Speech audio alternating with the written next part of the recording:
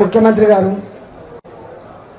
ఏదో పెద్ద మార్పు వస్తుందని చెప్పి నీకు అధికారం కట్టబెట్టిండు, పేన మీద నుంచి పూలబడ్డ అవుతుంది, ఎందుకు ఇట్లా ఆలోచిస్తున్నారు అని చెప్పి చాలాసార్లు మాట్లాడితే ఆయన ఇంకింత రెచ్చిపోయి అన్న మాట ఏంటంటే, ఎవరు చెప్పినా వినను, నేను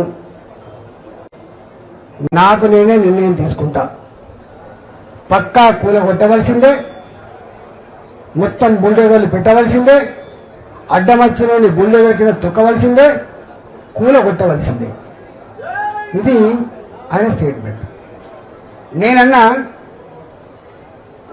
రాజు కూడా మారు వేషంలో అప్పుడప్పుడు ప్రజలు ఏమనుకుంటారో చూసేస్తారు.